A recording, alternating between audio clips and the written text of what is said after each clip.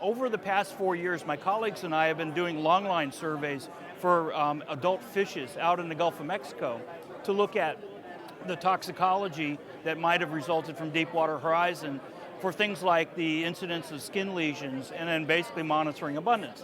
So what we've done is a survey that started down in the dry Tortugas off Florida and has gone all the way over towards Whites Bay in Louisiana. What we've done is taken the data from all of these longline sets, and these longline sets are 5 miles of main line with 500 hooks on a set.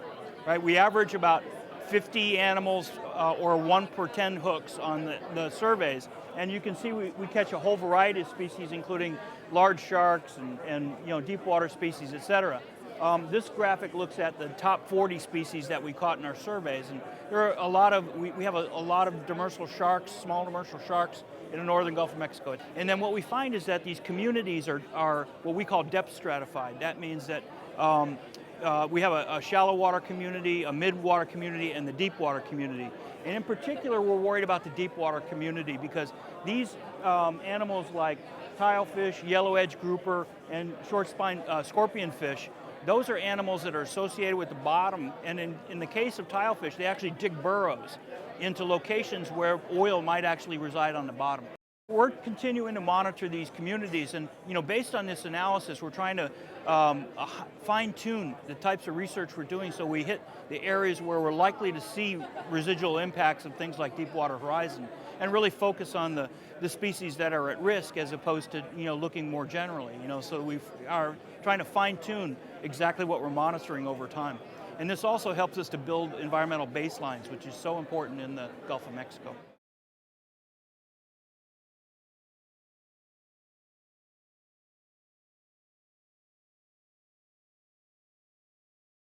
Well, this poster concerns how blue crabs and bay anchovies, both of which are very ecologically as well as economically important species in the Gulf, how they respond genetically to being exposed to oil. And so what we did is we experimentally exposed some juvenile blue crabs and some juvenile bay anchovies to concentrations of oil such as they might encounter after the Deepwater Horizon oil spill.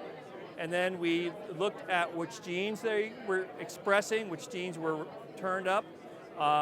We are able to look at tens of thousands of genes simultaneously this way. And we see that a lot of the genes are involved in breaking down organic compounds such as found in oil.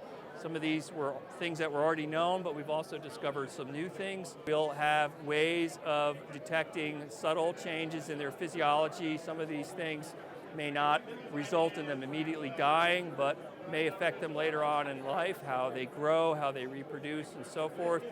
So with genetics, we can detect changes that are very subtle, but over the long period of time may be very important. Some of which are similar to genes that are involved in metabolizing drugs in humans. So very interesting work, very exciting to be involved in this project.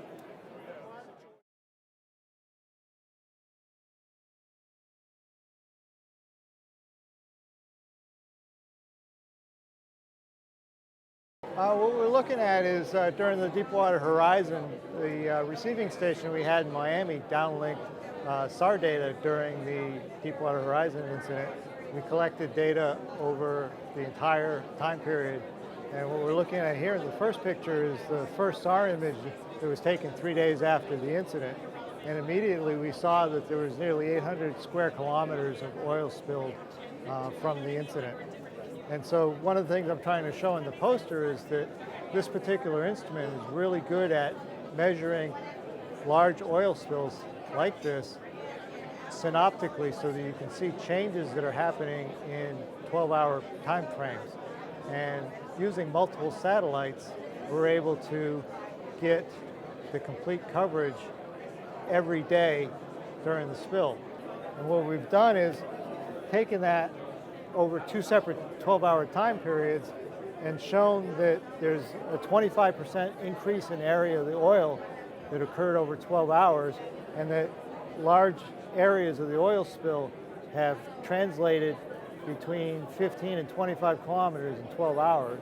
If you have a future spill, one of the things you can do is you can immediately start tracking it because we can get data within a day we can start measuring data, and it really gives you a measure of how fast the oil is changing like no other instrument can.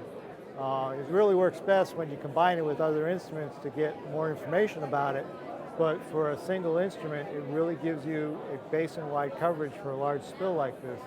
And for smaller spills, it allows you to look at wider areas that you might not be able to do with aircraft or ships. It takes so long to get from one point to another with aircraft or ships. We can cover a very wide area, and it's very useful for telling people that we see oil here, we've seen it yesterday, this is where it's heading. Use your trajectory models to help predict where it's going to go, and send your aircraft there, send your ships there where it's going to be, not necessarily where it's been.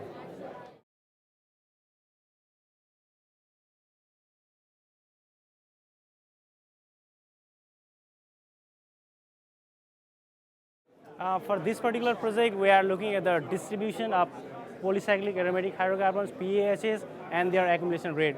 These compounds are very important because the crude oil can have up to 10% of these compounds, and they are known for causing cancer or birth defect, or they are toxic to organisms and they can be harmful to. So what we did was we went to this area of Gulf of Mexico and collected 17 sediment core samples, sliced them to the 0.5 to 1 centimeter interval, and looked at the PAH's concentration in each section of the sediments. At the same time, we have dated those sediment cores using lead to 10 based dating so that we can know the history of accumulation of PAHs in that particular area of the Gulf. So we went back and compared their stations closest to our stations and look at their concentration, what they have found in 2010. And surprisingly, we found like even their concentration in 2010 was within the range of what we got. So we concluded the well was so patchy, probably we missed the stations, or it could be a microbial degradation or some chemical physical processes going on the sediments that has drastically reduced the concentration of PAHs on the bottom sediments. And looking at the concentration, what we can say is that this is really low, and these are they are not likely to cause any significant effect to the benthic organism living on the bottom of the Gulf.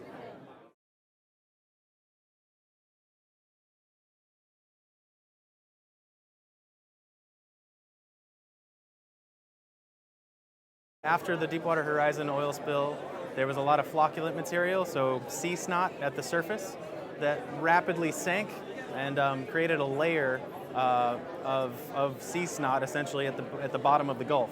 And what that did was actually reduce the amount of oxygen, and that has a lot of implications for anything living in the bottom of the Gulf. So anywhere from bacteria all the way up to a lot of the fish that we like to eat.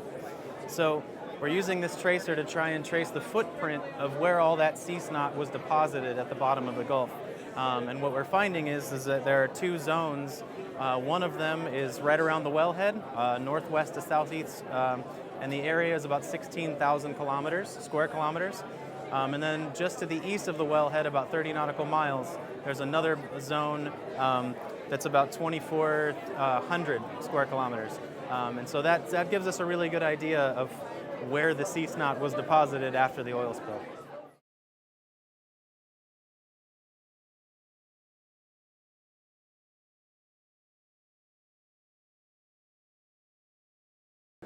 We study the change in the metabolome of the deep sea coral Patties glaberrima in response to exposure to oil and dispersant. And since this coral also has two color morphotypes, red and white, we also saw if there was a difference in the metabolome between red and white coral. So this first figure is just a description, an illustration of the difference in the color morphotypes. So you can see the red coral is pretty red, it's like blood red, and then the white coral is pretty pale. The next figure shows that we were successful in extracting and separating and quantifying our metabolites. So we get a sense of the metabolome of our coral. And here I have a few examples of the metabolites that were identified as different between our treatment groups. So this particular metabolite that was identified as C17 sphingosine was identified to be lower in abundance in the treatments with dispersant. So we had 3 treatments: the treatment with oil alone, dispersant alone, and then a treatment with oil and dispersant. So in the treatments with dispersant and oil and dispersant, we found that this metabolite, C17 sphingosine, was lower in abundance. And C17 sphingosine is involved in lots of biological functions such as apoptosis and cell signaling. So the dispersant might be having an effect on these cell functions. It's an interesting story that's starting to emerge that the dispersant seems to might have an effect on the coral's metabolome.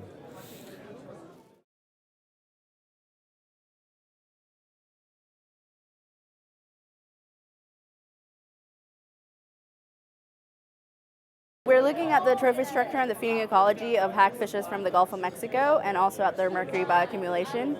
And we're trying to piece apart which feeding role they have in the deep sea food web, whether they're scavengers or actually predators and hunters.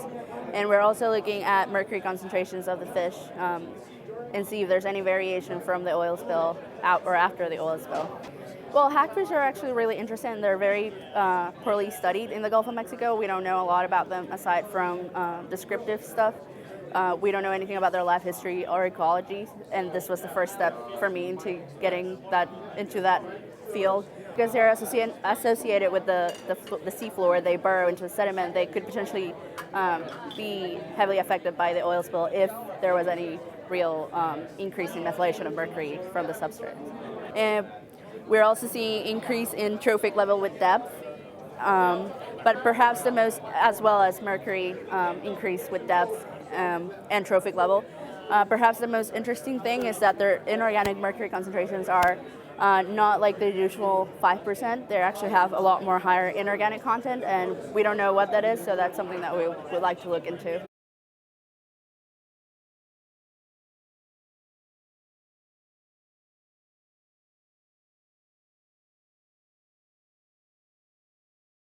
In this project, I'm looking at the microbial ecology associated with sand patties that were collected on Fort Morgan and Gulf Shores beaches as a result of the Deepwater Horizon spill. So I've been looking at the 16S community of these sand patty samples as well as the metagenomic potential, and additionally looking at if they're possibly able to be further biodegraded once they're deposited on the coastal beaches that we collect them on.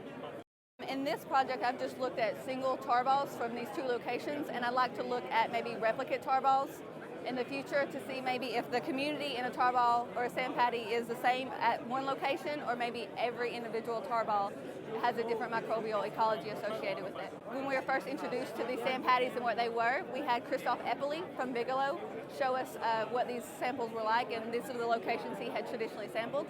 So we kind of wanted to continue sampling in these locations to maybe get an idea if there's some consistency.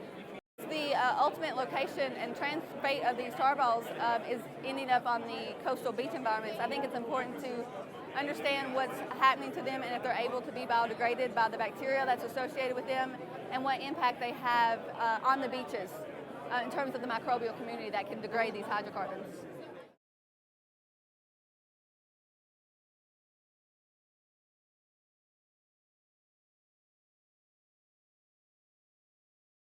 So this poster is really looking at the concept of transport timescales, how long it takes, what the timescales are for something to move from one place to another.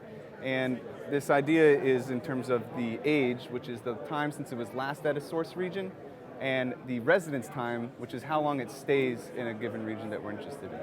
So we're looking at this in the context of not only the Gulf of Mexico, but the whole Western Atlantic Ocean as well. We have kind of 2, as I mentioned, we have the age and the residence time, which are these 2 concepts that we can relate to transport timescales. And the age is what we see in the top panels here, which basically tells us how long it's been since water was last at river sources. And we isolate this not only into rivers from all over these Americas, but we also isolated just the rivers, just to the Mississippi and Atchafalaya River. And we find that the Mississippi Atchafalaya River can actually reach places like like North Carolina in less than a year. In terms of the residence time, in the Gulf of Mexico, we're looking at how long water stays on the continental shelf, and we find that really the most variability is right on the Texas-Louisiana shelf, where we find that in the summertime, water stays there a lot longer, on the order of 9 to 12 months, whereas the rest of the year, the water stays on the Texas-Louisiana shelf for maybe only 4 to 6 months. If we can understand these timescales of how long water stays in these given regions, for this example, how long it stays on the shelf, then we can help biogeochemists understand what some of the background timescales are for the biogeochemical processes. And we can understand how long water, say oil that got on the shelf, how long it'll take that water to leave the continental shelf and get back into the deep ocean.